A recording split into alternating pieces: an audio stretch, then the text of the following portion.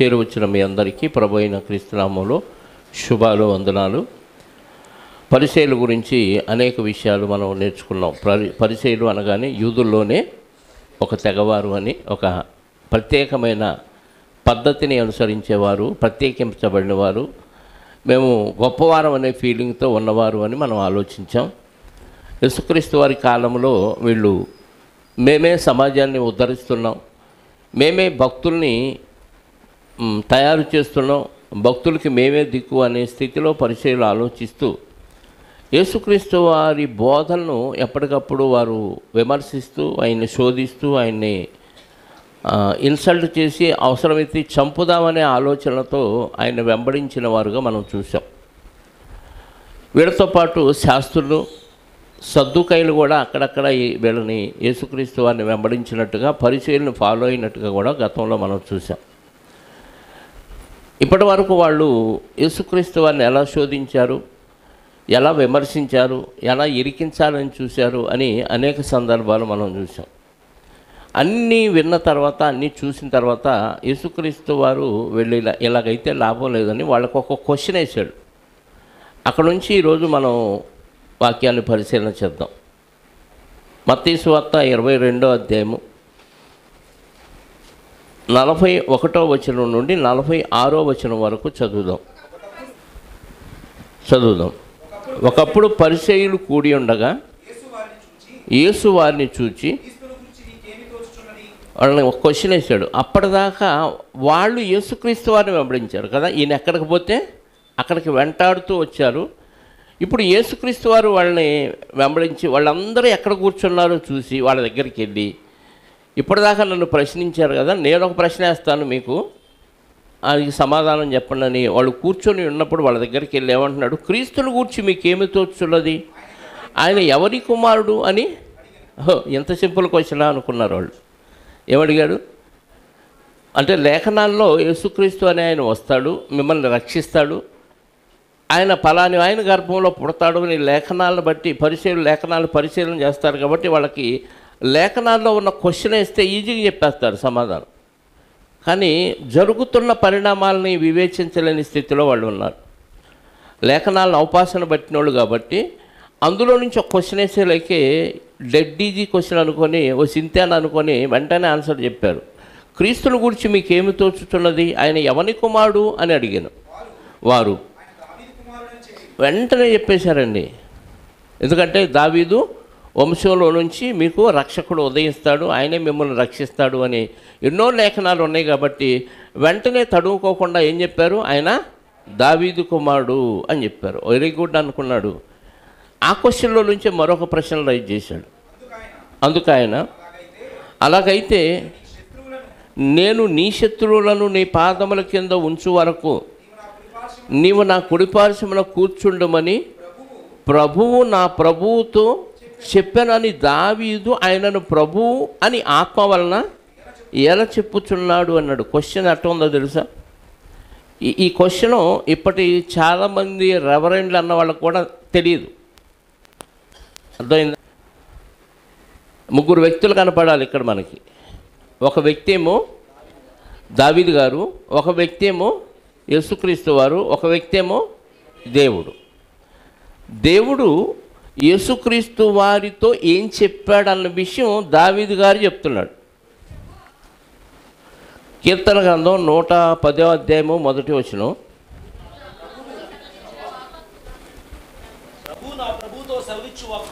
ప్రభువు నా ప్రభువుతో సెలవిచ్చిన వాక్కు, నేను నీ శత్రువులను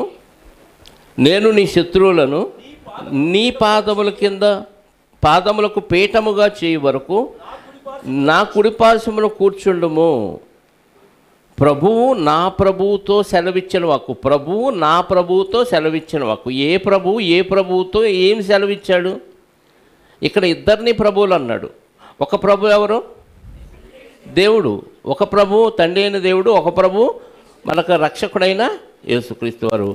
తండ్రి అయిన ప్రభువు యేసుక్రీస్తు వారితో చెప్పాడంట. ఏం చెప్పాడంటే, ఆ తండ్రి అయిన ప్రభువు నా ప్రభు అంటున్నాడు దావీదు గారు. నా ప్రభు అని ఎవరి గురించి అంటున్నాడు? యేసుక్రీస్తు వారి గురించి అంటున్నాడు. అంటే తండ్రి అయిన ప్రభు యేసుక్రీస్తు వారిని దావీదు గారు నా ప్రభువుతో చెప్పాడు అంటున్నాడు. అంటే ఈ దావీదు గారికి ప్రభు ఎవరు? రాజు ఎవరు? యేసుక్రీస్తు వారు. ఆ ప్రభు ఈ ప్రభువుతో ఏం చెప్పాడంటే, నీ శత్రువులందరినీ నీ పాదపీఠంగా చేసే వరకు నువ్వు వచ్చి నా కుడిపార్శ్వమున కూర్చుండు అంటున్నాడు. ఇప్పుడు దావీదు గారికి ఈ ప్రభు ఏమవుతాడు? యేసుక్రీస్తు.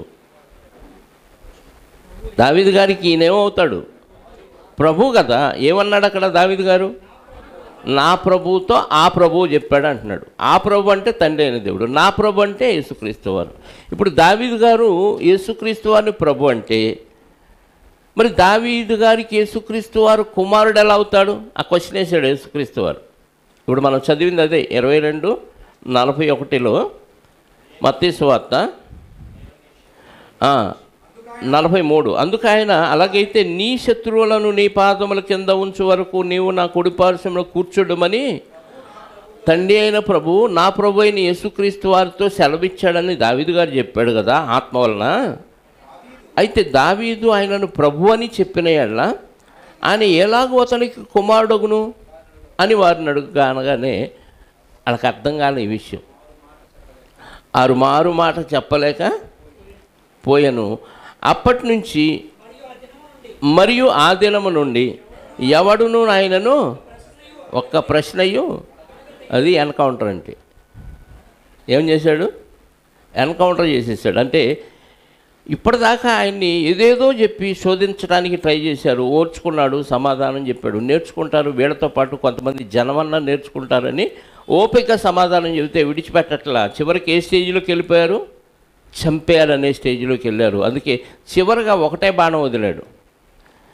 ఆ తండ్రి అయిన ప్రభు ఈ యేసుక్రీస్తు వారి గురించి ప్రభు అని చెప్పాడు. దావీదు గారు యేసుక్రీస్తు వారిని ఏమన్నాడు? ప్రభు అని చెప్తే, క్రీస్తుని దావీదు కుమారుడని ఎలా చెప్తున్నారు మీరు? దావీదే ప్రభువుని ఏమన్నాడు? యేసుక్రీస్తుని ప్రభు అంటున్నాడు.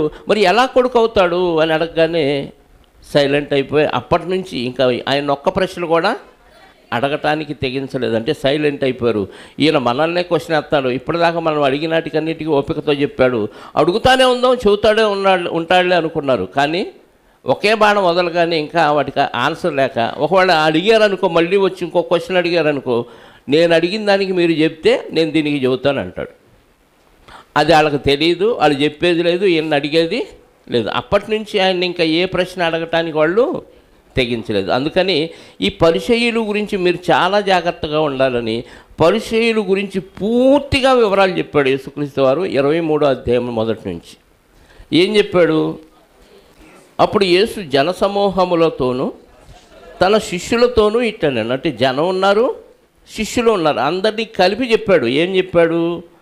శాస్త్రులు పరిచయులను మోషే పీఠమందు కూర్చుండేవారు. ఎక్కడ కూర్చుంటారు వీళ్ళు? శాస్త్రులు వాక్యాన్ని బోధిస్తారు, మోషే గారి ధర్మశాస్త్రాన్ని. పరిచయులు కూడా మోషే గారి ధర్మశాస్త్రాన్ని మోషే పీఠం అంటే అర్థం ఏంటి? మోషే ఏదో పీఠ ఇచ్చెళ్ళాడని కాదు, సింహాసనం ఇచ్చెళ్ళాడని, అధికారంగా బోధించే సామర్థ్యాన్ని ఇచ్చాడు. అప్పుడు లేవీలకు ఇచ్చాడు. కానీ ఇప్పుడు ఎవరు పడితే వాళ్ళు చెప్పేస్తున్నారు. ఎందుకు? వీళ్ళు ఈ పరిచయులు ఎవరు చెప్పండి? పరిచయుల్లో మనకు పౌలు గారు పరిచయుడు, బెన్యామీను గోత్రంలో పుట్టిన వాడినో నేను అంటాడు. ఫిలిప్పీ పత్రిక చూడండి ఒకసారి, 3వ అధ్యాయము 5వ వచనం.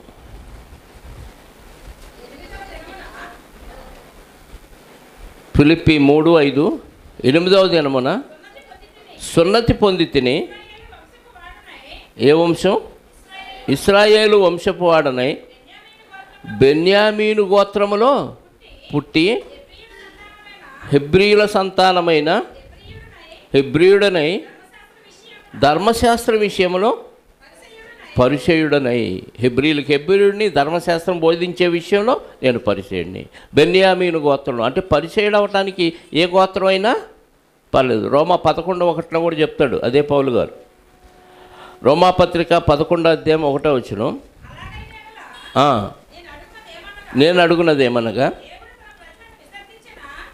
దేవుడు తన ప్రజలను విసర్జించిన, నేను కూడా ఇశ్రాయేలుడను, అబ్రహాము సంతానమందలి బెన్యామీను గోత్రమందు పుట్టినవాడను అంటే పౌలు గారు బెన్యామీను గారు. పరిసయ్యుల్లో ఏ గోత్రం వాళ్ళైనా ఉండొచ్చు. కాబట్టి ఈ బెన్యామీను గోత్రంలో ఉన్నవాళ్ళు బోధించే సామర్థ్యం కలిగినారు. శాస్త్రులు అదే పని చేస్తున్నారు, పరిసయ్యులు అదే పని. అదే మోషే గారి పీఠం అంటే. మోషే గారి పీఠం అంటే అది. మోషే పీఠం మందు కూర్చుండేవారు కనుక మత్తయి సువార్త 23 మనం చదువుతున్నాం. వారు మీతో చెప్పు వాటిని అన్నిటినీ అనుసరించి గైకొనుడి, అయినను వారి క్రియల చొప్పున. అంటే వాళ్ళు చెప్పింది చేయండి. వాళ్ళు చెప్పింది ఏంటి? వాక్యంలో ఉన్నది ఉన్నట్టుగా చెబితే మీరు ఫాలో అవ్వండి. వాక్యంలో లేనిది చెబితే వాళ్ళు చెప్పింది ఏం చేయమన్నాడు? వారు చెప్పు వాటిని, మీతో చెప్పు వాటిని అన్నిటినీ చెప్పేది వాక్యంలో నుంచి చెబితే గైకొనుడి, వాక్యానికి బయట నుంచి చెబితే చేయకూడదు. కానీ ఈరోజు సమాజంలో పరిచయులు మించినోడు చెప్తున్నారు. పరిచయులు అన్న కథ వాక్యంలో ఉన్నదే ప్రజలకు బోధించారు, వాక్యంలో లేనిది వాళ్ళు ఏమీ బోధించలేదు. కాబట్టి యేసుక్రీస్తు వారు ఏమన్నాడు? వాడు మీతో చెప్పు వాటిని అన్నిటినీ గైకొనమన్నాడంటే వాళ్ళు ధర్మశాస్త్రములో ఉన్న విషయాలు చదివి ఎక్స్ప్లెయిన్ చేశారు అంతే. అందులో కలపలేదు కొంత, లేదా సొంత భాష్యం చెప్పలేదు కాబట్టి వాటిని ఫాలో అవ్వమన్నాడు. అయితే కొంతమంది పరిచయులు కూడా వాక్యాన్ని కలిపి చెడగొట్టినాడు ఆ సందర్భాలు ఉన్నాయి. ఎందుకంటే వాళ్ళని పులిపిండితో పోల్చాడు కాబట్టి. కానీ వాళ్ళ క్రియల చొప్పున చెయ్యకుడి అంటే వాళ్ళు చెప్తారు కానీ చెయ్యరు. అంటే వాక్యాన్ని బోధించి పాటించేవాడే పరిచయుడు, సరైన పరిచయుడు. బోధించి చెప్పి పాటించకపోతే అసలు ఆ వ్యక్తిని మీరు ఫాలో అవ్వాల్సిన అవసరం లేదు. అంటే పరిచయులు ఎలాంటి లక్షణాలు కలిగిన వారు? అధికారం అయితే ఉంది, బోధించే సామర్థ్యం ఉంది, బోధిస్తున్నారు, కానీ వేటిని వాళ్ళు ఫాలో అవ్వరు. అయితే చిన్న చిన్న విషయాలు ఫాలో అవుతారు. ఇప్పుడు ఈ టైపులో మనం ఉన్నామా? ఫాలో అయితే ఏటిని ఫాలో అవుతాం చెప్పండి. చిన్న చిన్న ఏయి ఉదాహరణకు ఒకటి చెప్పండి. చిన్నవి మనం ఫాలో అయ్యి వందనాలు చెప్పటం ఫాలో, అది కూడా ఎగ్గొట్టే వాళ్ళు ఉన్నారనుకోండి, అది వేరే విషయం. వందనాలు చెప్పటం ఫాలో అవుతామా? ఫాలో అవుతాం. ఇది ఈజీ, ఫ్రీ ఖర్చు లేని పని. ఇంకేది ఫాలో అవుతాం? ఆదివారం చర్చికి రావటం ఫాలో అవుతాం, ఒక గంట ఆలస్యంగా అటు ఇటు అయినా. కానుకేయటం ఫాలో అవుతాం, చిల్లరో బొల్లరో తర్వాత సంగతి, అది ఫాలో అయ్యాయి చిన్న చిన్న విషయాలు. కానీ యథార్థంగా ఉండటం, మొదటి వర్తమానంలో విన్నట్టుగా ఉన్నాం, ఏది వదులుకోవాలో వాటిని వదులుకోకపోవటం, ఇవి ఫాలో అవ్వం. కానీ భక్తులమేనా? మరి భక్తులమేనంటే పరిచయులు లాంటి భక్తులు మనం. ఏ భక్తులు?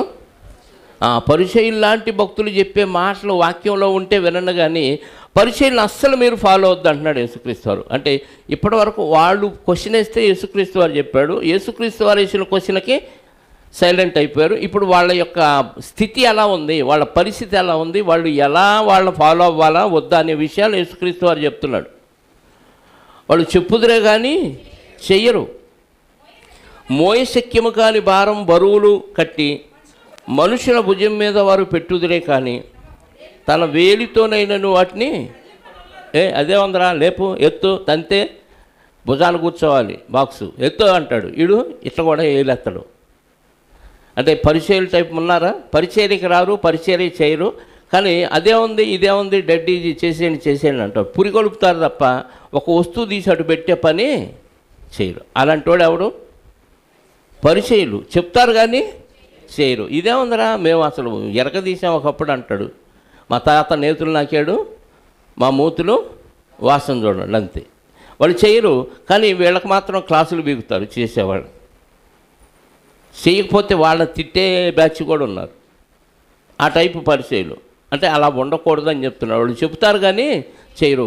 మోయశక్యం కానీ బరువులు మీ మీద మోస్తారు, ఏముంది అది పెద్ద బరువు ఏం కాదు, మోసే ఏం కాదులే, నడుము పట్టిదయా ఏం పట్టదు, కావాలంటే నీకు ముందు కొని ఇస్తారా అంటాడు. అదేదో నువ్వు పట్టవచ్చు కంటే ఇది మనం చేసే పని కాదులే అంటారు, తప్పించుకుంటారు ఏదో ఒకటి చెప్పి. ఆ టైపు పరిచయులు. అలాంటి వారు ఉంటే మానేసుకోండి. మీరు చెయ్యాలి, చేయించాలి. మోయశక్యము కాని బరువుడు ఎదుటోడి మీద మోపడం కాదు, నువ్వు కూడా ఆ బరువుల్ని మోయాలి. అందరూ సమానంగా భారం మోయాలి.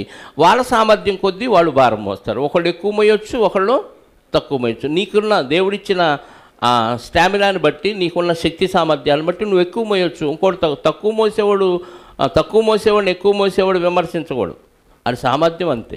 అలానే మొయ్యగలిగిన సామర్థ్యం ఉండి కూడా నువ్వు తక్కువ, నేను ఇంతే మోయగలనని భారం తగ్గించుకుంటే దేవుడు చూస్తాడు లెక్క. కాబట్టి పరిచయంలాగా మనం ఉండకూడదు. అది మనం నేర్చుకోవాల్సిన నీతి. బోధించాలి, బోధించింది పాటించాలి. కేవలం బోధకే పరిమితం కాకుండా నేను పాటించను, వాక్యం అంతా మీకే అన్నాడు అనుకోండి, ఆడు పరిచయుడు. మోయశక్యము కానీ భార్యలు ఎదుటి వాళ్ళ మీద పెట్టి ఈయన మాత్రం భారం మోయిపోతే అతను పరిచయుడు. అది 2 లక్షణాలు. ఇంకో లక్షణం, మనుషులకు కనబడు నిమిత్తము తమ పనులన్నీ చేయుదురు. అంటే మనుషులకు కనపడే నిమిత్తం పనులన్నీ చేయుదురు. ఏం చేస్తారు? కనపడే పనులు. చెప్పండి, కనపడే పనులు ఏం చేస్తారు? అందరూ వచ్చినప్పుడే పాట పాడతారు, అందరూ వచ్చినప్పుడే వాక్యం చెప్తారు. జనం రాలేదనుకో, చెప్పండి, ఎవ్వరు రాకుండా సైలెంట్గా వచ్చి మందిరం తీసి ఊడ్చి శుభ్రం చేసి వెళ్ళిపోయేవాళ్ళు ఉంటారా? లేదు, అందరూ చూడాలి. ఒకళ్ళు ఊడ్చేవానికి ఎవరు రాకుండా వెంటనే సెల్ఫీలు తీసుకొని వాట్సాప్లోనో దేంటో దాంట్లో పెట్టేస్తాం. అంటే అందరూ చూడాలనే తపన. చూసి ఏం చేయాలి? మెచ్చుకోవాలి. మెచ్చుకోకపోతే మనకి పని చేయబుద్ధి కాదు అసలు. ఇది పరిచయం టైప్. అందరూ చూడాలని మనుషులకు కనబడి నిమిత్తం వారు అన్ని పనులు చేస్తారు. ఎవరు చూడలేదనుకో అసలు ఏ పని చేయరు, అటు పొల తీసి ఇటు పెట్టరు. జనాలు వచ్చినప్పుడే చేస్తారు. గుర్తుపెట్టుకోండి. చాలామందిని మీరు గమనిస్తూ ఉంటే, ఓహో ఇతను పరిచయుడు, ఏమో పరిచయురాలు అని మనకు ఆటోమేటిక్గా అర్థమైపోతుంది. జనాల మెప్పు కాదు మనకు కావాల్సింది, దేవుడు మెచ్చుకోవాలి. కొంతమంది మైక్ లేకపోతే పాట పాడరు. ఎందుకు? నీ పాట దేవుడికా, నీకు దేవుడికా సంబంధించింది మనుషులకా? మనుషులను హెచ్చరించే పాటలు ఉంటాయి, అది వేరు. దేవుడిని స్తుతించే పాటలు కూడా జనం లేకపోతే పాడమంటే అర్థం ఏంటి?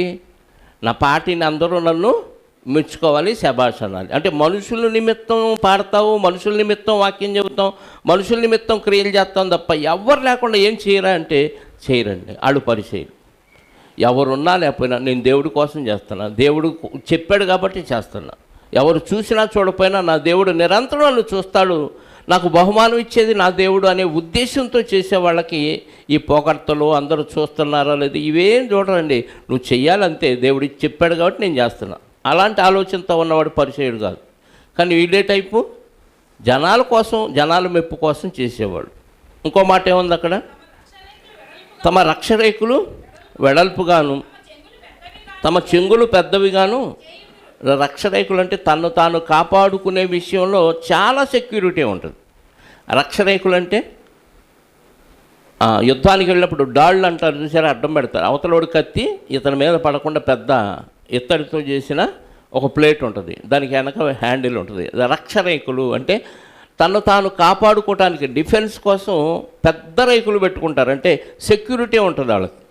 వాళ్ళని ఎవరు అంటానికి వెళ్ళలేదు. పక్కన బౌన్సర్స్ ఉండి, ఏంది మా గురువుగారిని అంటున్నావు, నీకు ఎంత ధైర్యం, తర్వాత నీకు మూడింది, వీడిని గుర్తుపెట్టుకుంటారా అంటారు.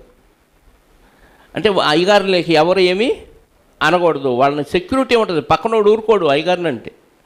మీరు వెళ్ళి రెవరెండుల్ని బిషప్లని ఏమన్నానండి, వాళ్ళ చర్చిలోకి వెళ్ళి ఎర్ర రక్తం చూడకుండా బయటికి రాలేరు. ఎందుకంటే అంత సెక్యూరిటీ వాళ్ళకి, అంత పవర్స్ ఇస్తాడు చుట్టూ ఉన్న వాళ్ళకి. రక్షరేకులు వెడల్పు, చెంగులు అంటే పుచ్చుకునే విషయంలో పెద్ద చెంగు ఉంటుంది. చెంగు అంటే అర్థం ఏంటో తెలుసా? జోలి పడతా ఉంటారు చూసారా, కొంతమంది భక్తులు వెళ్ళేటప్పుడు జోలి పడతారు, అంటే చెంగు పడతారు. అంటే ఆ చెంగులు ఏమేయాలి? చందాలు, కానుకలు వేయాలి. పుచ్చుకునే విషయంలోనే పెద్ద చెంగులు ఉన్నాయి, కాపాడుకునే విషయంలో పెద్ద రేకులు ఉన్నాయి. అంటే సెక్యూరిటీ బాగుంది, అడుక్కోవటానికి పెద్ద చెంగులు ఉన్నాయి అని అర్థం. మరి ఇచ్చే విషయం అక్కడ ఏమీ లేదు, ఏ ఆయుధం లేదు. అంటే మా ఇంటికి వస్తే ఏమిస్తావు, మీ ఇంటికి వస్తే ఏమిస్తావు, మా ఇంటికి వస్తే ఏమి తెస్తావు, ఈ టైపు. మీ ఇంటికి వచ్చినా నేనే తెస్తాను, మా ఇంటికి వచ్చినా నేనే ఇస్తాను, ఈ టైపు కాదు. యేసుక్రీస్తు వారి బోధ ఏం చెప్తుంది? పుచ్చుకొనుట కంటే ఇచ్చుట ధన్యం అంది. ఇది యేసుక్రీస్తు వారి బోధ. పరిచయుల బోధ నువ్వు ఇక్కడికి వచ్చినా ఇవ్వాలి, మేము మీ ఇంటికి వచ్చినా మాకే ఇవ్వాలి. మేము మాత్రం ఏమీ ఇవ్వము, మేమేంది కేవలం వాక్యం పంచుతాం అంతే. ఆ టైపు పరిచయాలు. రక్షణైకులు వెడల్పుగాను, చెంగులు పెద్ద, అడుక్కోవటంలో పెద్ద పాత్ర, కాపాడుకోవటంలో పెద్ద పాత్ర. అది వాళ్ళ లక్షణం. ఎలా ఎండగడుతున్నాడో చూడండి యేసుక్రీస్తు వారు. ఇంకా విందులలో అగ్రస్థానములను, సమాజ మందిరములలో అగ్రపీఠములను, సంత వీధుల్లో వందనములను, మనుషుల చేత బోధకులను పిలువబడుటయు కోరుదురు. ఏమేం కోరుతారంట? 4 విషయాలు చెప్పాడు. ఒకటి, విందుల్లో సపరేట్గా పెట్టాలి అయ్యగారికి, అందరితో తినడు. సపరేట్గా తీసుకెళ్ళి సపరేట్గా ఫ్యాన్ వేసి, సపరేట్గా ఏసీ వేసి, సపరేట్గా అన్ని వంటకాలు కూడా సపరేట్, అయ్యగారికి స్పెషల్. అలా పెడితేనే అయ్యగారిని నువ్వు పూర్తిగా గౌరవం. అలా చేస్తున్నారా చాలా సంఘాల్లో? అయ్యగారిని అందరితో పాటు ఆ బంతిలో కూర్చొని తినండి అంటారు ఎవరన్నా? ఒకళ్ళు పొరపాటున ఆయన కూర్చున్నా వీళ్ళు ఏం చేస్తారు? మీరేంది అయ్యగారు ఇక్కడ కూర్చోవటం ఏంటారు? లేవండి అర్జెంటుగా. అవసరమైతే అటొకళ్ళు ఇటొకళ్ళు పట్టుకొని భుజాన్ని వేసుకొని కూడా తీసుకెళ్ళి లోపల కూర్చోబెడతారు. ఆడు కోరుకుంది అదే, వీళ్ళు చేసేది అదే, దరిద్రం కదా. ఎక్కడగా ఏం కోరుకుంటారంట? ఫంక్షన్లో అగ్రస్థానం కోరుకుంటారు. అయ్యగారికి పెట్టిన తర్వాతే నైవేద్యం ఎవరికన్నా పెట్టు, ఇక్కడ పెట్టకుండా ఇంకెవడికి పెట్టడానికి. ఎన్నిసార్లు నన్ను మర్చిపోయారు పలహారం విషయంలో కదా. ముందు ఇక్కడ బెటర్ ఎవరు? ఏమన్నా అన్నానా? మర్చిపోతారు ఏందయ్యా అన్నాను అంతే. అన్న బెటర్, మళ్ళీ తిట్టట్లేదు కదా. అర్థమైందా? వాళ్ళు ఏం చేస్తారు? అయ్యగారిని పొరపాటున మర్చిపోయావా, ఇంకా నీ పని అయిపోయింది. అగ్రస్థానం అయ్యగారికి ఇవ్వాలి. అయ్యగారికి పెట్టినాక దేవుడికైనా లేటుకు పెట్టు పర్వాలేదు, అయ్యగారికి మాత్రం పెట్టిన తర్వాతే మిగతా ఎవరికైనా పంచు. స్పెషల్ భోజనం కావాలి, స్పెషల్ సింహాసనం వేసి ఆయనకి వడ్డించాలి. అది పరిచయుల లక్షణం. ఇలాంటి వాళ్ళు పాస్టర్లుగా ఎవరైనా మీకు కనపడితే ఆహా ఈయన పరిచయుడు కావాలా అనుకోండి అంతే. అర్థమైందా? యేసుక్రీస్తు వారు అలా ఎక్కడా కోరలేదు. ఇంకో లక్షణం ఏంటి? సమాజ మందిరములలో అగ్రపీఠములను. సమాజ మందిరాల్లో అగ్రపీఠాలంటే చర్చిలో వాళ్ళు సమాజ మందిరాలు అంటే వాక్యం బోధించుకోవడానికి వాళ్ళు కూడుకునే మందిరం. ఇది కూడా మన సమాజ మందిరమే, మనమే చర్చి. మనం కూడుకోవటానికి మనం ఒక హాల్ని ఏర్పాటు చేసుకున్నాం. దీన్ని సమాజ మందిరం అంటాం. ఈ మందిరాన్ని సజీవమైన మందిరం అంటే మనమే, క్రీస్తు రక్తంలో కడగబడిన మనం సజీవమైన మందిరం. ఈ గోడలో సమాజం. ఆ రోజు వాళ్ళు వాక్యం నేర్చుకోవడానికి ఒక ఈ గృహాన్ని, ఒక హాల్ని ఏర్పాటు చేసుకుని సమాజ మందిరం అనేవాళ్ళు.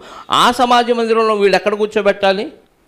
స్టేజీ, పోడియం వేసి, పోడియం హైట్గా పెట్టి, హైట్ మీద మళ్ళీ సింహాసనాలు వేసి అక్కడ కూర్చోబెట్టాలి. జనాలు కూర్చునే కాడ అధికారులు అస్సలు కూర్చోరు. అక్కడ కూర్చోబెడితేనే మాకు గౌరవం, లేకపోతే మీరు అసలు మాకు గౌరవమే ఇట్లేదు అంటారు. అంటే అన్నిట్లో స్పెషల్ ఉండాలి అయ్యగారు. ఈరోజు స్పెషల్ అన్ని హోటల్లో బోర్డు పెడతారు కదా, ఆ రోజు వాళ్ళకి రోజు స్పెషలే కావాలి. సమాజ మందిరంలో అగ్రపీఠాలు, సంత వీధుల్లో పొర్రపాటున బజార్లో కనపడ్డప్పుడు నువ్వు వందనం చెప్పలేదా? మందిరానికి వస్తాగా అప్పుడు ఉంటుంది నీ సంగతి. పలానామా రోడ్డు మీద కనపడినా అంటే ఈ అయ్యగారు వెళ్తుంటే ఇటు అటు మనుషులు నిలబడి వందనాలు అయ్యగారు, వందనాలు అయ్యగారు అని విధేయతతో గోడలు ఇలా ఉంచేసి పెడుతుంటే చూసావా మనం అంటే ఎంత గౌరవం అని ఉబ్బిపోతూ ఉంటాడంట అయ్యగారు. అంటే మనుషుల మెప్పు కోరుకునే టైపు ఎవరు? పరిచయులు. ఈ లక్షణం మనం కోరుకోకూడదు. ఎవడు గొప్పవాడై ఉండగోరతాడో మీలో వాడు అందరికీ పరిచారకుడై ఉండాలి. ఇది క్రీస్తు బోధ. పరిచయుల బోధ, నేను వాక్యం బోధిస్తున్నాను కాబట్టి అందరూ నన్ను గౌరవించాలి, అందరూ నాకు లోబడాలి, అందరూ నాకే ఇవ్వాలి. ఈ టైపు వాళ్ళ పరిచయుల బోధ. ఎక్కడికి వెళ్ళినా అయ్యగారికి అందరూ దండాలు దండాలు దండాలు పెట్టే ఆలోచన వీళ్ళు కలిగి ఉంటారు. వాళ్ళు అలాగే చేస్తారు, వీళ్ళు అదే కోరుకుంటున్నారు. సంత వీధుల్లో వందనాలు కోరుకుంటున్నారు. నాలుగో లక్షణం, మనుషుల చేత బోధకులని అయ్యగారు వస్తున్నాడు, మా బోధకుడు వస్తున్నాడు, మా బోధకుడు వస్తున్నాడు అని అంతలో చెప్పాలి బోధకుడని. నువ్వు బోధిస్తుంటే వాక్యానుసారంగా బతికితే అప్పుడు బోధకుడని పిలిపించుకోవచ్చు. నువ్వు ప్రవర్తించకుండా నువ్వు బోధకుడు ఎలా అవుతావు? అసలు బోధ నీదా? గుర్తుపెట్టుకోండి, బోధకులని పిలవబడద్దు అని యేసుక్రీస్తు వారి కింద వచనంలో చెప్పాడు. దాని గురించి ఒక మెసేజ్ మాట్లాడుకున్నాం. ఎందుకన్నాడు అక్కడ అని అంటే, అసలు మనం బోధకులని పిలవపడకూడదు అని కాదు దేవుడు ప్రభు ఉద్దేశం. నువ్వు బోధ ప్రకారంగా బ్రతకకుండా బోధకులని పిలువపడొద్దు అని ఉద్దేశం అక్కడ. యాకోబు గారు ఏమంటాడు? మీలో అనేకులు ఎందుకు కావద్దు అన్నాడు. 3వ అధ్యాయం కదా, యోధా పత్రిక, యాకోబు పత్రిక 1వ వచనం నుండి, నా సహోదరులారా, యాకోబు పత్రిక 3వ అధ్యాయము 1 నుంచి, బోధకులమైన, మరి ఇక్కడ యేసుక్రీస్తు వారు ఏమన్నాడు? మీరు బోధకులని పిలవబడద్దు అంటే నువ్వు ఎందుకురా బోధ చేస్తావు? బోధ ప్రకారంగా బతికేవాడు నువ్వు అసలు ఆ పేరే పెట్టుకోబాక అంటున్నాడు. అర్థమైందా? యేసు అని పేరు పెట్టుకుంటున్నారు. వాడు చేసే పని చెప్పండి, వేసేస్తా ఉంటాడు ఎప్పుడు. అరే నువ్వు పేరన్నా మార్చుకో, లేకపోతే తీరన్నా మార్చుకో. పేరు పెట్టుకొని ఆ పాపిష్టి పని చేయొద్దు. పేరు మార్చుకో. బోధకుడని పేరు పెట్టుకొని ఏం చేయాలి? బోధకుడికి లక్షణాలకు తగ్గట్టుగా నువ్వు ప్రవర్తించు. ఈ పరిచయులు బోధకులని పిలవబట్టడానికి ఇష్టపడుతున్నారు కానీ బోధ ప్రకారంగా నడవటానికి ఇష్టపడతారు. అందుకని వాళ్ళని బోధకులని మీరు పేరు పెట్టుకోవద్దు. మీరు పేరైతే పెట్టుకోవటానికి ఇష్టపడుతున్నారు, తీరు మాత్రం మీరు మార్చుకోవట్లేదని వాళ్ళని ఉద్దేశించి చెప్పిన మాట అది. అర్థమైందా? ఇక్కడ అందుకే యాకోబు గారు ఏమన్నాడు? మనము బోధకులమైన మనం అంటే, ఇప్పుడు యాకోబు గారు కూడా యేసుక్రీస్తు సహోదరుడని యాకోబు గారు కూడా బోధకులమైన పెట్టుకున్నాడు. ఆయన ఎందుకు పెట్టుకున్నాడంటే, నువ్వు బోధ ప్రకారంగా నడిస్తే బోధకులు అని పెట్టుకో, తప్పులేదు. నువ్వు బోధ ప్రకారంగా నడవకపోతే అసలు నువ్వు బోధించొద్దు, ఆ పేరు పెట్టుకోవద్దు. అదే చెప్పాడు కింద, చదవండి. బోధకులమైన మనకు మరి కఠినమైన తీర్పు పొందుదుమని ఎరిగి తెలుసుకొని మీలో అనేకులు బోధకులు కాకుండాడు. ఎందుకయ్యా బోధకులు కావద్దన్నావంటే, నువ్వు బోధించొద్దని కాదు, బోధకుడు అవ్వొద్దని కాదు, నువ్వు అనేక విషయాల్లో మనమందరము తప్పిపోవచ్చున్నాము గనుక. అంటే తప్పిపోయేవాడు బోధకుడని పెట్టుకోవచ్చా? పెట్టుకోవటం కాదు, నువ్వు బోధ చేయాల్సిన అవసరం లేదు అంటున్నాడు. నువ్వు పాటిస్తూ బోధించు, పాటిస్తూ బోధించు. పాటించకుండా బోధిస్తే ఆ పేరుకు అవమానం.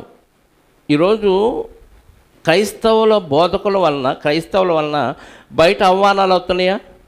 హైందవుల్లో వస్తున్నాయి. ఎందుకు వస్తున్నాయి? వీళ్ళు దశంభాగాలు అడుగుతారు, విగ్రహాలకు ఏదన్నా పెడితే, మా ఫంక్షన్లకు పిలిస్తే వీళ్ళు తినొద్దంటారు, బొట్టు పెట్టుకోవద్దంటారు, గాజులు వేసుకోవద్దంటారు, తాళిబొట్టు తీసే అంటారు. ఇవన్నీ బయట బోధకులు చెప్పటం వల్లే కదా వక్రంగా వెళ్ళిపోయింది సమాజంలోకి. వీళ్ళ వలన దేవుడికి ఏమొస్తుంది? క్రైస్తవ బోధకులు ప్రవేశపెట్టిన పద్ధతులు ఇవన్నీ. అందుకే మీరు బోధకులని అస్సలు పిలవబడద్దు, అసలు బోధే చేయొద్దు, మానేయండి. ఎవరు చేయమన్నాడు? నువ్వు ప్రవర్తించి బోధించు, అప్పుడు నువ్వు బోధకుడని పెట్టుకో. ప్రవర్తించకుండా బోధిస్తే ఆ పేరు పెట్టుకోవటానికి అర్హత నీకు లేదు. అయినా బోధన ఇది కాదు, ప్రభువు బోధిస్తే ఆ బోధన తీసుకొని మనం చెప్తున్నాం అంతే. నాదే బోధ, నేను చెప్పే బోధ. ఇక్కడ ఎవరు నిలబడి చెప్పినా వాళ్ళది కాదు బోధ. వాళ్ళు చెప్పారు, పలాని గోపి చెప్పాడు, పలానా ఆయన చెప్పాడు అని తీసుకోబాకండి. గోపి నోట్లో నుంచే, నా నోట్లో నుంచే, ఇంకో సహోదరుడి నోట్లో నుంచి వచ్చిన మాట ఎవరిది? ప్రభువుది. ప్రభువుకి ఎవరిచ్చారు? దేవుడిచ్చాడు. దేవుడిచ్చిన బోధ ప్రభువు తీసుకొని ప్రభువు మనకు చెప్తే, పరిశుద్ధాత్మ రాయించిన మాటలు మనం చదువుకొని మళ్ళీ మీకు అది తెలియజేస్తున్నాం. బోధ ఎవరిది కాదు, నా బోధ కాదు. ఎవరిది? అసలైన బోధకుడు ప్రభువు. ఆ ప్రభువు బోధన మనం వీళ్ళకి ప్రకటిస్తున్నాం అంతే. కాబట్టి ఆ బోధకుడుగా ఆ స్థానాన్ని నువ్వు పాటించి తీసుకుంటే తప్పులేదు, ప్రభు నామానికి అవమానం రాదు. కాబట్టి వాళ్ళు ఏం చేశారు? పరిచయులు బోధిస్తున్నారు కానీ బోధ ప్రకారంగా బతకట్లేదు. కాబట్టి మీరు బోధకులని పిలవబడొద్దు అన్నాడు ప్రభు. ఇంకా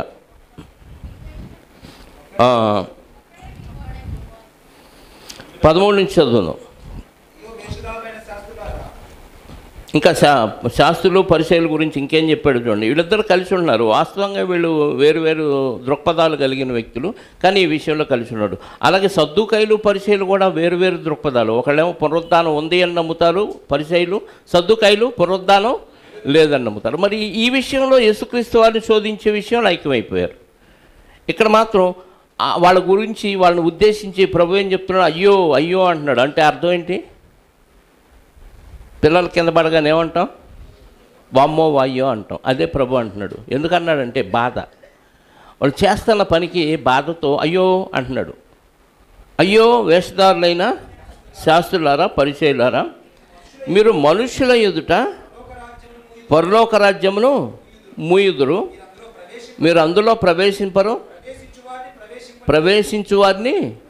వీళ్ళ ఉద్దేశం ఏంటి? పరిచయుల ఉద్దేశం, మేము పరలోక రాజ్యానికి అందరినీ చేర్చే సాధనాలుగా మేము ఉపయోగపడుతున్నాం, మేము లేకపోతే మీలాంటి వాళ్ళు పరలోక రాజ్యం రారు అని ఫీల్ అవుతున్నారు. అర్థమైందా? మేము పరలోక రాజ్యం గురించి మీకు చెప్తున్నాం, మేము లేకపోతే మీరు అందులోకి ప్రవేశించలేరు అనుకుంటూ వీళ్ళు పరలోక రాజ్యంలో ప్రవేశించే విధంగా ప్రవర్తించట్లేదు. వాళ్ళు ఎటు పరలోకం వెళ్ళరని యేసుక్రీస్తు వారు కన్ఫర్మ్ చేశాడు. ఎందుకు వెళ్ళరు? చెబుతారు కానీ చెయ్యరు కాబట్టి, తీసుకుంటారు కానీ ఇవ్వరు కాబట్టి, అన్నిట్లో దేవుడి కంటే ఎక్కువగా ఉన్నతమైన స్థానాలు కోరుకుంటారు కాబట్టి, అన్నీ పూర్తిగా ఆపోజిట్ ఇవి. దేవుడు చెప్పిన బోధకి పూర్తిగా వ్యతిరేకంగా ఉన్నాయి కాబట్టి వీళ్ళు పేరుకు బోధకులే కానీ ప్రవర్తన విషయంలో శోధకులు, మనుషులు పీకు తినే రాబందులు. కాబట్టి వీళ్ళు వెళ్ళరు. కానీ వీళ్ళ ఫీలింగ్ ఏంటి? మేమే వెళతాం, మేము మీకు రికమెండ్ చేస్తేనే, మిమ్మల్ని ఆహ్వానిస్తేనే మీరు అందులోకి వస్తారు అని, మేము బోధిస్తున్నాం అని వీళ్ళు అనుకుంటారు. వాస్తవం ఏం చెప్పాడు యేసుక్రీస్తు వారు? వారు వెళ్ళరు. ఎవడన్నా పరలోక రాజ్యంలోకి వెళ్దామని వీళ్ళ దగ్గరకు వస్తే వీళ్ళు వాడిని చండాలంగా పాడు చేసి వీడిని కూడా నరకానికి పాత్రుడుగా చేసేస్తాడు. వెళ్ళరు, వెళ్ళే వాళ్ళని.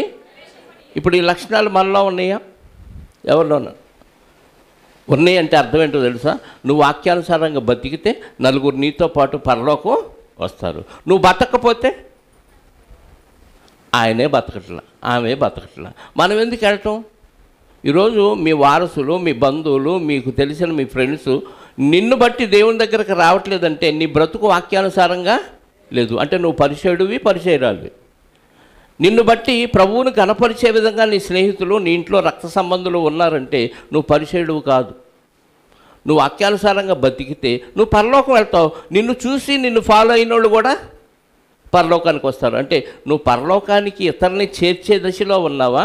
పరలోకానికి నువ్వు వెళ్ళకపోగా నిన్ను నమ్మిన, నిన్ను చూస్తున్న సమాజాన్ని కూడా పరలోక రాజ్యానికి వెళ్లకుండా చెడగొట్టిన వాళ్ళు అవుతాయి. ఖచ్చితంగా మీరు పరిచయులు. అర్థమైందా? అంటే పరిచయుల లక్షణాలు ఒక లక్షణం ఏంటి? వాళ్ళు వెళ్ళరు, వెళ్ళే వాళ్ళని వెళ్ళకుండా వాళ్ళ ప్రవర్తన వల్ల చెడగొడుతున్నారు.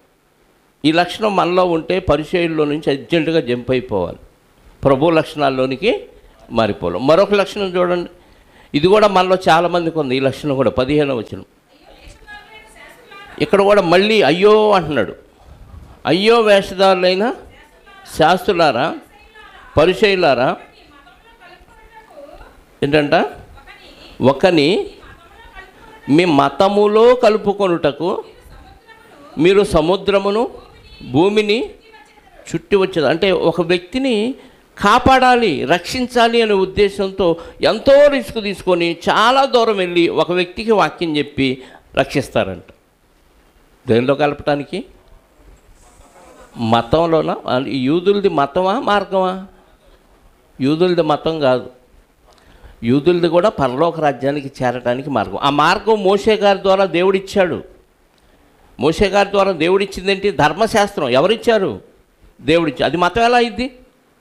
యూదులకి దేవుడిచ్చింది మార్గం, పరలోకానికి చేరటానికి ఇదిగో ఈ ఆజ్ఞల్లో నువ్వు పాటించు అని ఇచ్చాడు.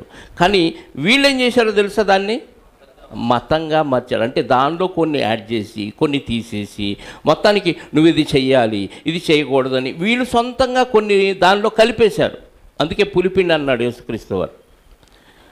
మార్గాన్ని మతంగా, ఇప్పుడు క్రైస్తవ్యాన్ని కూడా చాలామంది ఏం చేశారు? మతం, క్రైస్తవ మతం, మార్గం అంటారు ఎవరు? ఇది మతమా మార్గమా? క్రైస్తవ్యం మార్గం, ధర్మశాస్త్రం మార్గం, కానీ దాన్ని యూదులు మతంగా మలిచారు. మీ మతములో మీ యేసుక్రీస్తు వారు యూదుడేనా? ఇప్పుడు యోధా మతం యేసుక్రీస్తు వారికి కూడా వర్తించిద్దా? ఆయన కూడా యూదుడే కదా. మన మతం అంటలేదేంటి? ఏ మతం అంటే? మీ మతం. అంటే మీదది, నాది కాదు. నేను ధర్మశాస్త్రానుసారంగా బతుకుతున్నాను కాబట్టి నాది మతం కాదు, మీది మాత్రం. అంటే అందరూ యూదులే, వాక్యానుసారంగా బతకపోతే వాళ్ళది ఏమైపోయింది? మతం. ఒకసారి గలతీ పత్రిక 1వ అధ్యాయము 13వ వచనం. గలతీలకు రాసిన పత్రిక 1వ అధ్యాయము 13వ వచనం. పూర్వమందు ఇది పౌలు గారు కూడా ఏమంటున్నాడు, మామూలుగా చెప్తే అర్థం కాదు, యోధా మతం రా బాబంది అంటున్నాడు పౌలు గారు. యోధా మతస్థులై ఉన్నప్పుడు అంటే ఆయన కూడా ఆ మతం మత్తులో ఉండిపోయాడు. మతం మత్తులో ఉన్నవాడికి వాస్తవం అర్థం కాదండి, గుర్తుపెట్టుకోండి. మతం మత్తులో ఉన్నవాడికి వాస్తవం అర్థం కాదు. ఆ దేవుడు అలా చెప్పాడు, మేము అంతే అంటాడు మూర్ఖంగా. అంతే. నువ్వెందుకు ఇలా ప్రవర్తిస్తున్నావు అంటే మా దేవుడు ఏమంటారు, అదంతే, మేము చెప్పాడు మేము చేయాలి, మాకు మీరు అడ్రాటానికి వీళ్ళు మూర్ఖంగా చేస్తారు. అందుకే పౌలు గారు కూడా ఒకప్పుడు ఎలా ఉన్నాడు,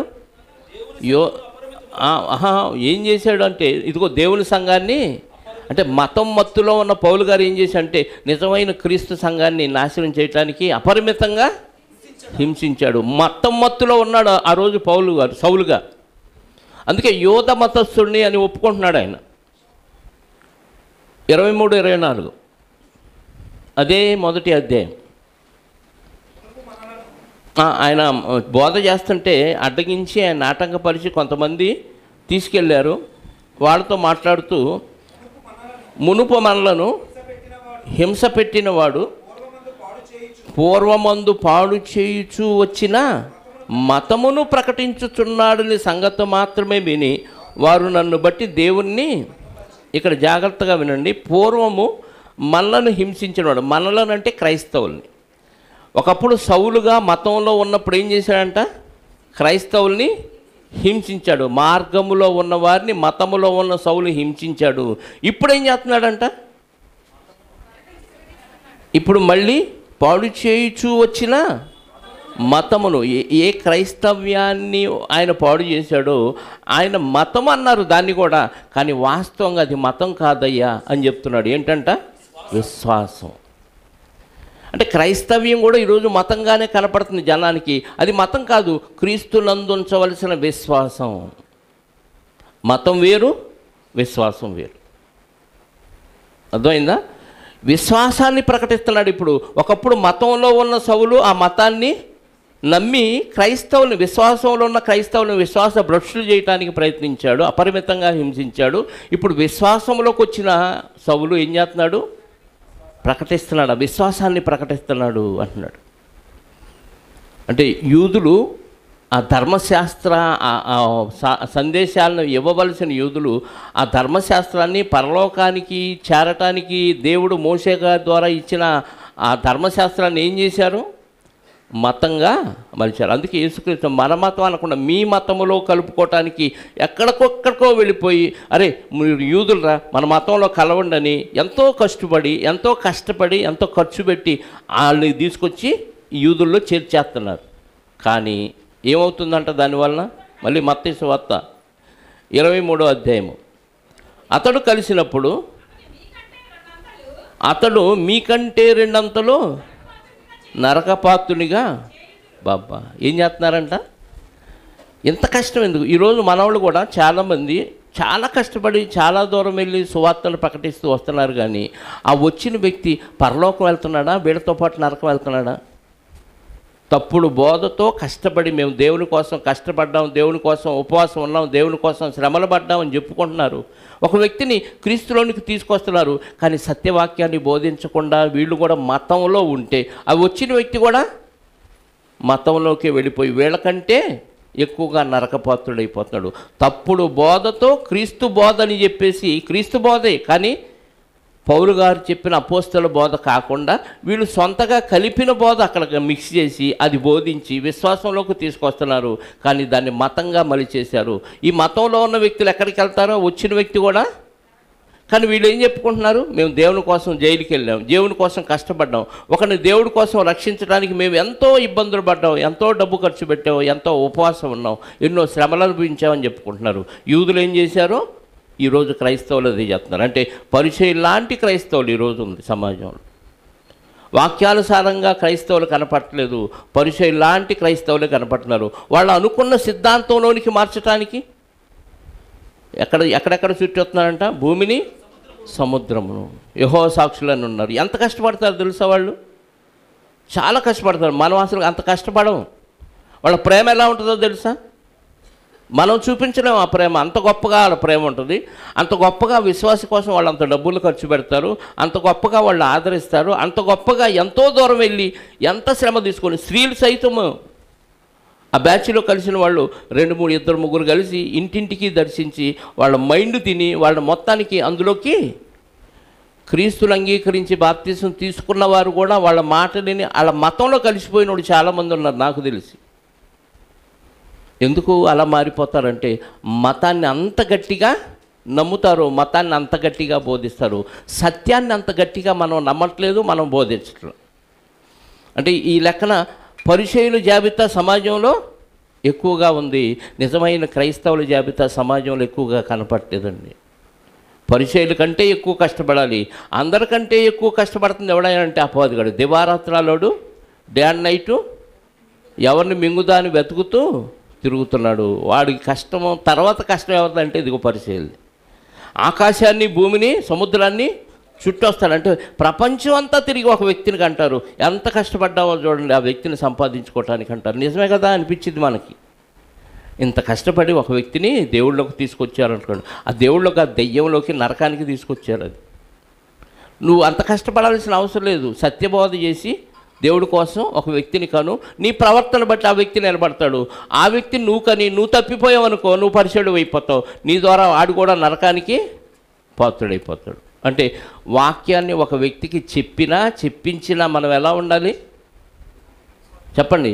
బోధించిన పద్ధతిలో బతుకుతూ ఉంటే మనల్ని చూసి నలుగురు వస్తారు పరలోకం. మనం బోధించి బోధింపచేసి మనం పడిపోయామనుకోండి, మనం పరిచయుల జాబితాలోనికి వెళ్ళిపోతాం. వాళ్ళు అదే చేశారు. అర్థమైందా? నెక్స్ట్ 16వ వచనం. అయ్యో అందులైన మార్గదర్శకులారా, వీళ్ళు ఎవరంట? మార్గదర్శకులే. అంటే వెనకున్న యూదుల్ని దేవుని మార్గంలో నడిపే రోల్ మోడల్స్. వీళ్ళెవరో మార్గదర్శి, చిట్ ఫండ్ కంపెనీ కాదు. వీళ్ళెవరో అంటే వీళ్ళని వాళ్ళు అనుసరించాలి. మేము బోధిస్తున్న ప్రకారంగా బతుకుతున్నాం కాబట్టి మీరు మనల్ని ఫాలో అవ్వండి అని చెప్పాల్సిన వాళ్ళు వీళ్ళు. కాకపోతే వీళ్ళ మార్గదర్శకత్వం ఎలా ఉందంటే గుడ్డోళ్ళుగా మార్గదర్శకత్వం అని చెప్తాడు. అంటే ముందు ఏమి కనపడదు గుడ్డోడికి. గుడ్డోడు దారి చూపించాడనుకో మనందరికీ, వాడు వెనకాల మనం ఫాలో అయితే అందరం కలిసి గుంటలో పడతాం, మంటలో పడతాం. గుంటలో పడిన ఎక్కి రావచ్చు ఏదో ఒకటి వేసుకొని, మంటలో పడితే ఇంకా వచ్చే పని లేదు. వీళ్ళు గుడ్డోళ్ళు అని చెప్తున్నాడు యేసుక్రీస్తు వారు. అందులైన మార్గదర్శకులారా, ఒకడు దేవాలయపు తోడని ఒట్టు పెట్టుకుంటే అందులో ఏమీ లేదు కానీ దేవాలయంలోని బంగారం తోడని ఒట్టు పెట్టుకుంటే వాడు దానికి బద్ధుడని వీళ్ళు ఏం చెప్తున్నారు? దేవుడు ఆకాశం తోడని కానీ భూమి తోడని కానీ నీ మీద నువ్వు కూడా ఒట్టు పెట్టుకోవద్దు. అంటే దేవుని వస్తువుల మీద ఒట్టు పెట్టకూడదని ఖచ్చితంగా చెప్తే, ఒకడు దేవాలయం తోడంటే నో ప్రాబ్లం అంటారు. అర్థమైందా? దేవాలయంలో ఉన్న బంగారం తోడు అన్నారు అనుకో, అరే అది మాత్రం మాకే, నువ్వు దాని తోడు అనొద్దు అసలు. అంటే వీళ్ళు దేన్ని ప్రేమిస్తున్నారు? దేవుణ్ణి, దేవాలయాన్ని, దేన్ని ప్రేమించట్లా. వాళ్ళు దేవుడికి అవమానం వచ్చే విధంగా దేవుడి మీద ఒట్టు, దేవాలయం మీద ఒట్టు అన్నాడు అనుకో, వీళ్ళకి సేమ కుట్టినట్టు కూడా బాధ ఉండదు. అదే వాక్యంలో ఉన్నవాడికి దేవుడి మీద ఒట్టు అన్నాడు అనుకో, మనకేమైంది? చర్రాను కాలిద్ది. ఏంట్రా దేవుడి మీద ఒట్టేస్తాం, ఆయన వద్దంటే అంటాం. దేవాలయం తోడు అని ఒట్టు పెడితే ఏంటి అది అనొద్దన్నాడుగా నువ్వు అంటావేంటి అంటాం. వీళ్ళకి అది దాని బాధ లేదు. లోపల ఉన్న బంగారం మాది కాబట్టి దాని తోడు అన్నావు అనుకో, అది దానిలో నీకు వాటా కావాలా అన్నట్టుగా దానికి మాత్రం వీళ్ళు స్పందిస్తారంట. తర్వాత అవివేకులారా, అందులారా, గుడ్డోళ్ళారా, ఏది గొప్పది? బంగారమా? బంగారమును పరిశుద్ధపరచు దేవాలయమా? ఇప్పుడు గొప్పదేది? దేవాలయములో బంగారం ఉంది కాబట్టి దేవాలయం వలన బంగారానికి ఏమొచ్చింది? పరిశుద్ధత వచ్చింది. పరిశుద్ధత దేవాలయంలో ఉంది కానీ బంగారంలో లేదు కదా. మరి నీకు బంగారం మీద వ్యామోహం ఏంటి? దేవాలయం కదా ముఖ్యం. ఏది ముఖ్యం? దేవాలయమా? దేవాలయం ద్వారా పరిశుద్ధపరచబడిన బంగారమా? బంగారం బయటికి తీసుకొస్తే ఏమీ లేదు, మామూలు బంగారం. అక్కడికి వెళ్ళింది కాబట్టి దేవుని సన్నిధికి అది పరిశుద్ధపరచబడింది. ఏదైనా బంగారం బంగారమే కదా అంటారు వీడు. దేవాలయం గొప్పది, పరిశుద్ధత దేవుడు ఏర్పాటు చేసిన ఆ రోజుల్లో అండి. ఈ రోజులు మళ్ళీ దేవాలయం పరిశుద్ధ స్థలం అనుకోకండి, తప్పది. మనం ఎక్కడ కూడుకుంటే అదే పరిశుద్ధ స్థలం. ఆ రోజు యెరూషలేము దేవాలయం పరిశుద్ధంగా ఉంది, నేను అక్కడ నివాసం చేస్తానన్నాడు దేవుడు అన్నాడు కాబట్టి అది పరిశుద్ధ స్థలం. యేసుక్రీస్తు వారు వచ్చినాక ఇంకా ఆ స్థలానికి వాల్యూ లేదు, అది శపించబడిన స్థలం. ఇప్పుడు శాపగ్రస్తమైన ప్రదేశం యెరూషలేము దేవాలయం ఉన్న స్థలం. ఆ రోజుల్లో అది పవిత్ర స్థలం. కాబట్టి పరిశుద్ధపరిచే దేవాలయం ముఖ్యం, కానీ దాన్నన్నా మీకు చేంగుట్టినట్టు కూడా ఉండదు. కానీ లోపల ఉన్న బంగారం మీద ఏమన్నా అంటే మాత్రం మీకు చెర్రన గాలిద్ది, తప్పు అది అని చెప్తున్నాడు. అంటే శాస్త్రులు పరిచయాలు మనస్తంతా తిండి మీద, బట్ట మీద, వస్తువుల మీద, బంగారం మీద, గొప్పతనాల మీద, అధిక సింహాసనాల మీద, వీటి మీద ఉందని అర్థం. తర్వాత మరియు బలిపీఠము తోడని ఒకడు ఒట్టు పెట్టుకుంటే అందులో ఏమీ లేదు, కానీ ఆ బలిపీఠం మీద ఉన్న అర్పణము తోడని ఒట్టు పెట్టుకుంటే దానికి బద్దుడని మీరు చెప్పుదురు. ఆ బలిపీఠం మీద అర్పణ అర్పిస్తారు, అది తినేది, ఆ దూడో గొర్రెో బర్రెో ఏదో, దాని తోడంటే మాత్రం అస్సలు కుదరదు. అందులో రావాల్సిన వాటా మాకు రావాల్సిందే. బలిపీఠం తోడంటే ఏం ప్రాబ్లం లేదు. బలిపీఠం నువ్వు తీసుకెళ్ళలేవుగా, కాబట్టి బలిపీఠం పెద్ద ఇంపార్టెంట్ ఉంది. అసలు ఆ పరిశుద్ధ పరిచేది ఏదో చెప్తున్నాడు కింద. అర్పణమా అవివేకులారా అందులారా ఏది గొప్పది? అర్పణమా అర్పణమును పరిశుద్ధపరచు బలిపీఠమా? బలిపీఠము తోడని ఒట్టు పెట్టుకొని వాడు దాని తోడనియు దాని పైనుండి వాని తోడనియు ఒట్టు పెట్టుకొనిచున్నాడు. నువ్వు బలిపీఠం తోడని ఒట్టు పెడితే ప్రమాదం ఏంటో తెలుసా? నువ్వు బలిపీఠం తోడని చెప్తున్నావు, బలిపీఠం పైన ఉన్న దేవుడు తోడని కూడా చెప్తున్నావు ఇండైరెక్ట్గా. దేవుడు తోడని ఎట్టి పరిస్థితుల్లో నువ్వు ఒట్టు పెట్టుకోకూడదని ఆజ్ఞ. కానీ దేవుని ఆజ్ఞను వీడు ధిక్కరిస్తే ఈ పరిచయులకి ఏమీ ప్రాబ్లం లేదు. ఆ బలిపీఠం మీద అర్పణ ఉంది చూసావా, అది అర్పించేటప్పుడు దీని మీద ఒట్టు అన్నాడు అనుకో, అది ఒకళ్ళు వాడు గెలిస్తే వాడికి ఇవ్వాల్సి వచ్చిందని దాని గురించి మాత్రం వాళ్ళు ఫీల్ అయిపోతారు. అంటే తిండి కొరకు, బంగారం కొరకు, వస్త్రాల కొరకు, సంపాదన కొరకు, లేదా అధిక గౌరవం కొరకు వీళ్ళు ప్రాకులాడే బ్యాచ్. మూడవ ఎగ్జాంపుల్ 21. మరియు దేవాలయము తోడని ఒట్టు పెట్టుకొని వాడు, ఇది అయిపోయింది 22వ వచనం కూడా. దేవుడు తోడు, ఆకాశం పైన దేవుని తోడని కూడా ఒట్టు పెట్టుకుంటున్నారు. కాబట్టి బలిపీఠం తోడన్నా దేవాలయం తోడన్నా అది తప్పు వాక్యానుసారంగా, దాన్ని ఖండించరు వీళ్ళు. కానీ వీళ్ళకి అవసరమైన బంగారం గురించి, ఆ అర్పణం గురించి అంటే మాత్రం అప్పుడు ఖండిస్తారు. అంటే స్వార్థపరులు, పరిచయులు. అర్థమైందా?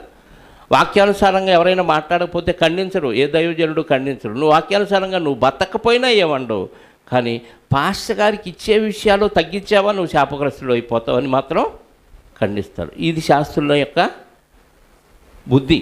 ఈరోజు అలాంటి శాస్త్రుల పరిచయులు లాంటి బుద్ధి, పరిచయులు లాంటి పాస్టర్లు ఉన్నారా ఈరోజు? అవతల వ్యక్తి వాక్యానుసారంగా బతకపోయినా, పూర్తి విరుద్ధంగా నడిచినా ఏమాత్రం వాళ్ళని హెచ్చరించరు.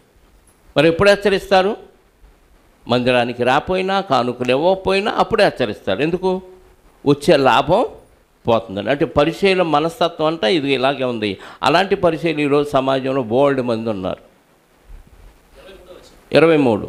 అయ్యో వేషధారులైన శాస్త్రులారా, పరిచయులారా, మీరు పుదీనాలోను, సోపులోను, జీలకర్రలోను 10వ వంతు చెల్లించి ధర్మశాస్త్రంలో ప్రధాన విషయములను అనగా న్యాయము, కనికరము, విశ్వాసమును విడిచిపెట్టితిరి. వాటిని మానక వీటిని చేయవలసి ఉండను. ఏం చేస్తారంట? దేవుడు దశమ భాగాలు నాకు ఇవ్వమన్నాడు అని చెప్తారు, బోధిస్తారు, బాగుంది. అందుకే మేము కూడా దశమ భాగాలు ఇస్తున్నాం అంటున్నారు. దేంట్లో ఇస్తున్నారయ్యా అని ఎంక్వైరీ చేస్తే ఏం చెప్తారు? పుదీనాలో తెస్తున్నావా, జీలకర్రలో తెస్తున్నావా, సోపులో తెస్తున్నావా? ఈ మొత్తం సోకు ఎంత అయింది? చిల్లర ఖర్చులకు వచ్చింది. కానీ చూపించాల్సిన కనికరము, ప్రేమ, న్యాయము, విశ్వాసము వీటిని మాత్రం విడిచిపెట్టాడు. ఆ పుదీనాలో, జీలకర్రలో, సోపులో తీయాల్సిన దశభాగం తీస్తూనే, అవి మానొద్దు, అవి తీస్తూనే వీటిని కూడా చేయమంటున్నాడు. అంటే చేసేవి మంచిదే, కానీ చిన్న చిన్న వాటిలో చేస్తున్నావు, కానీ చేయాల్సినవి చాలా ఉన్నాయి, అవి చేయాలి. ఇంపార్టెంట్ అయినవి కూడా చేస్తూ చిన్నవి కూడా చేయంటున్నాడు. మనం సంఘానికి వస్తున్నాను, పాటలు పాడుతున్నాను, ప్రార్థన చేస్తున్నాను, కానుకేస్తున్నాను, కనపడితే వందనాలు చెబుతున్నాం, ఏం కావాలి అంటారు. వాటిని మానక ఇంకేం చేయాలి? పరిచర్య చేయాలి, సువార్త ప్రకటించాలి, ఏమండి, అతిథులకు ఆతిథ్యం ఇవ్వాలి, అందరినీ గౌరవించాలి, అందరినీ ప్రేమించాలి. ఇవి కూడా చేయాలా? మనం అవి చేసి భక్తులు అనుకుంటున్నాం. చేయాల్సినవి ఇంకా చాలా ఉన్నాయి. అది పరిచర్య నుంచి మనం నేర్చుకోవాల్సింది. మరొక వచనం, సమయం ఇంకా ఉన్నట్టుంది.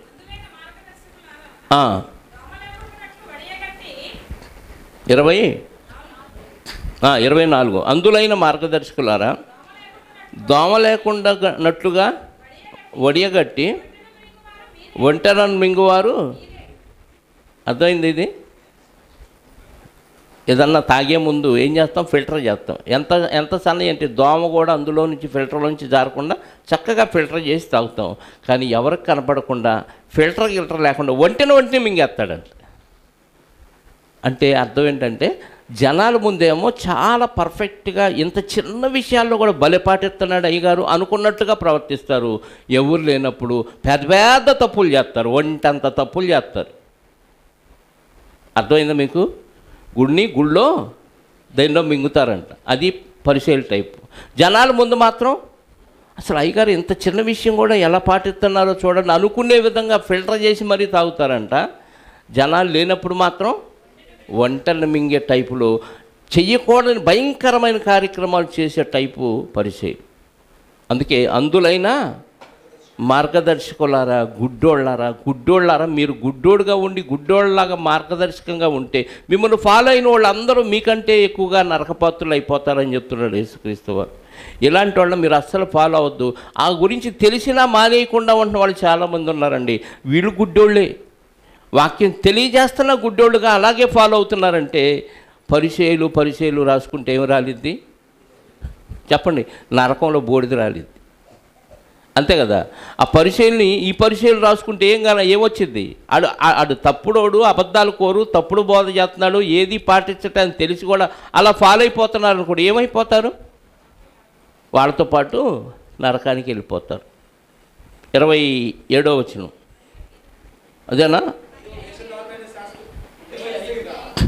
25. అయ్యో వేషధారులైన శాస్త్రులారా, పరిచర్యులారా, మీరు గిన్నెయు పళ్ళెమును వెలుపట శుద్ధి చేయుదురు కానీ అవి లోపల దోపుతోనూ అజితేంద్రియ తత్వముతోనూ నిండి ఉన్నది.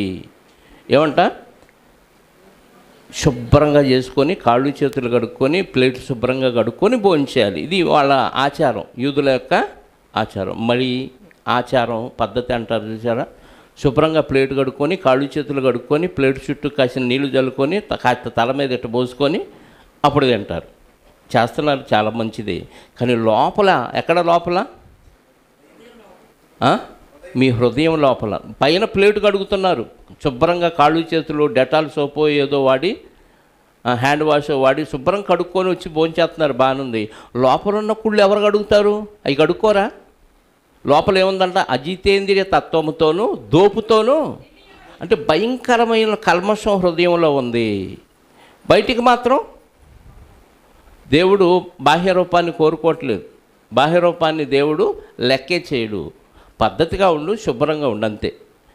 లాజరు మనకు తెలుసు కదా, దరిద్రుడైన లాజరు లోకాసు వార్తలు ఎంత అగ్లీగా ఉన్నాడు, ఎంత భయంకరంగా ఉన్నాడు, ఎంత కురుపులతో ఉన్నాడు, చీంగారుతంటే చెలపెంకులతో గోక్కుంటున్న వ్యక్తిని దేవుడు హ్యాపీగా పరదేశకు తీసుకెళ్ళాడు. అంటే బాహ్యంగా అసహ్యంగా ఉన్న దేవుడు పట్టించుకోడా? అది పట్టించుకోడు. లాజరు హృదయం ఎలా ఉంది? శుద్ధిగా ఉంది. ఈ పరిచర్యలు బాహ్యంగా ఎలా ఉన్నారు? చాలా శుద్ధిగా ఉన్నారు. శుభ్రంగా కడిగితే తప్ప భోంచేయరు. కానీ లోపల కడుక్కోకుండా దాచిపెట్టుకున్న కల్మషం, దుష్టత్వం, విర్రబీగుచున్న దుష్టత్వం, ఇవన్నీ లోపల ఉన్నాయి. అవి తీసేసుకోకుండా ఈ శుభ్రం నాకు నచ్చదంటాడు. బయట శుభ్రం చేయకపోయినా మురికి చేతులతో తిన్నా దానివల్ల నీకు ఇన్ఫెక్షన్ వచ్చి రోగం రావచ్చు. కానీ ఆత్మకు పాపం అంటదు. చేతులు కడుక్కోకుండా తిన్నా పర్వాలేదు, బయట నుంచి లోపలికి వెళ్ళేది మనుషుని అపవిత్రపరచదు.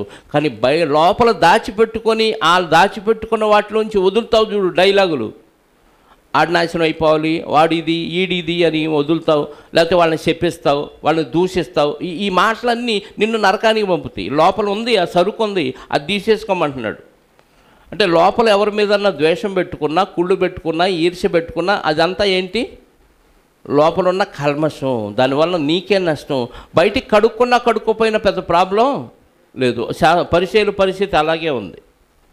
బయటికి శుభ్రంగా అడుగుతున్నారు, బాగానే ఉంది, కానీ లోపల అజితేంద్ర తత్వంతోనూ దోపుతోనూ నిండి ఉన్నది. గుడ్డి పరిచయుడా, గిన్నెయు పళ్ళెమును వెలుపల శుద్ధి అగునట్టుగా ముందు వాటి లోపల శుద్ధి చేయండి. గిన్నె అంటే నీ హృదయం, బయటికి శుద్ధి చేసే ముందు లోపల చేసి తర్వాత బయట చేయండి. కొన్ని శుభ్రం చేస్తాం, లోపల కల్మషం ఉంటే చెప్పండి, కొన్ని చర్మవ్యాధులు వస్తాయి. బయటకు ఆయింట్మెంట్ రాస్తే తగ్గినట్టు తగ్గిద్ది, మళ్ళీ వచ్చింది. ఎందుకు వచ్చింది? దాని మూలం లోపల అలాగే ఉంది. దాన్ని లోపల ఉన్న బ్యాక్టీరియా చచ్చిపోవాలా. అందుకే లోపలికి యాంటీబయాటిక్ వేస్తే దాన్ని లోపల సమూలంగా నిర్మూలిస్తే బయటికి ఇంకా ఏ లక్షణం కనపడదు. పైన ఆయింట్మెంట్ రాస్తే తగ్గినట్టుగా కనిపించింది అంతే, కానీ లోపల దాని క్రిములు అలాగే ఉండిపోతాయి. అలాగే శ్రీ పరిచయులు లోపల హృదయం బాగలేదు కాబట్టి లోపల శుద్ధి చేయండి, బయట కూడా శుద్ధి చేయండి అంటున్నాడు. ప్రార్థన చేసుకొని వచ్చేవారం మిగతా భాగం ఆలోచిద్దాం. పరిశుద్ధుడమైన మా కన్న తండ్రి, మహోన్నతుడా, మీ ఘనమైన శ్రేష్టమైన నామాన్ని బట్టి స్తోత్రాలు. నిజంగా ఆ రోజు 2000 సంవత్సరాల క్రితం పరిచయులు ఎవరో, వారి లక్షణాలు ఏంటో ఒక్కొక్కటి మాకు తెలియచేస్తూ ఉన్నారు. నిజంగా మీ కుమారుడైన యేసుక్రీస్తు వారిని భయంకరంగా శోధించడానికి, భయంకరంగా ఆయన్ని పట్టించడానికి ఎన్నో ప్రణాళికలు వేశారు, ఎన్నో ప్లాన్లు వేసి చూశారు, కానీ వారి వలన కాలేదు నాయన. చివరికి ప్రభువారు సంధించిన ప్రశ్నతో వారు సైలెంట్ అయిపోయారు. అందుకే వారి గురించిన అనేకమైన విషయాలు, ఎంత ప్రమాదకరమైన వారో, చూడటానికి బయటికి ఎంత ప్రేమగా ఉంటున్నారో, ప్రేమగా కనిపిస్తున్నారో, ఎంత శుభ్రంగా ఉన్నారో అనిపిస్తుంది, కానీ లోపల వారి హృదయం భయంకరమైన కల్మషంతోనూ దోపుతోనూ ఉందని మీ కుమారుడైన క్రీస్తు ద్వారా మేము విన్న మాటలు. నిజంగా తండ్రి, మనుషులు బయటికి మంచివాళ్ళుగా కనిపిస్తారు, కానీ లోపల భయంకరమైన స్వార్థప్రియులుగా ఉంటున్నారయ్యా. అందుకే అలాంటి వారిని మేము ఫాలో అవ్వకూడదని, అందులైన మార్గదర్శకులు అని మీరు మాకు ఒక పాఠాన్ని నేర్పించారు. అందుని బట్టి స్తోత్రాలు. వాక్యాన్ని బోధిస్తూ వాక్యానుసారంగా బతుకుతున్న వారే నిజమైన క్రైస్తవులని, క్రీస్తు బోధ ప్రకారంగా మేము నడవాలని అనేకమైన విషయాలు మాకు నేర్పించారు. మీ చిత్తమైతే మిగిలిన వాక్యాలు వచ్చేవారం నేర్చుకోవటానికి మీ సహాయాన్ని కోరుకుంటూ, వచ్చిన బిడ్డలందరినీ సురక్షితంగా వారి కుటుంబాలకు చేర్చండి. వచ్చిన బిడ్డల్లో ఎవరెవరికి ఎలాంటి అవసరాలు ఉన్నాయో మీకు తెలుసునైనా ప్రతి ఒక్కరి అవసరత తీర్చండి. అనారోగ్యంతో బాధపడుతున్న వారికి మంచి ఆరోగ్యాన్ని ఇవ్వండి. సంతానలేమితో బాధపడుతున్న వారికి సంతానాన్ని ఇవ్వండి. ఇదిగోనైనా మానసిక రోగంతో, మానసిక వ్యాధితో, మానసిక రుగ్మతతో బాధపడుతున్న వారికి శాంతిని, సమాధానాన్ని, మీ శాంతిని వారికి అనుగ్రహించండి. మమ్మల్ని శత్రువులుగా భావిస్తున్న వారిని సైతం క్షమించండి, వారిని కూడా దీవించండి. సంఘం మానివేసిన బిడ్డలు తిరిగి సంఘంలో చేర్చబడటానికి వారికి మారు మనసును దయచేయండి. ఇదిగోనైనా మేము అందులైన పరిచయుల వలె మేము ఉండక, మేము ఒకరిని క్రీస్తులోనికి తీసుకొచ్చే ముందు మేము బాగుండి వారిని కూడా బాగు చేయటానికి వాక్యానుసారమైన జీవితాన్ని అనుసరించే మనసును మాకు అనుగ్రహించమని కోరుకుంటూ, తండ్రి, ఇప్పటి వరకు మీరు జరిగించిన ప్రతి కార్యక్రమాన్ని బట్టి కూడా మీకు క్రీస్తు ద్వారా కృతజ్ఞతాస్తుతులు చెల్లిస్తూ, ఈ వారంలో జరగవలసిన కార్యక్రమాలన్నింటినీ ఒక క్రమమైన పద్ధతిలో మంచి వాతావరణంలో జరిగించి మీరే మహిమ, ఘనత, ప్రభావాలు ఆరోపించుకోనమని మా రక్షకుడు, మా పాప విమోచకుడు, ప్రాణనాథుడునైన యేసుక్రీస్తు వారి యొక్క ఉన్నతమైన నామములో ప్రార్థించి అడిగి వేడుకొనుచున్నాను పరలోకపు తండ్రి.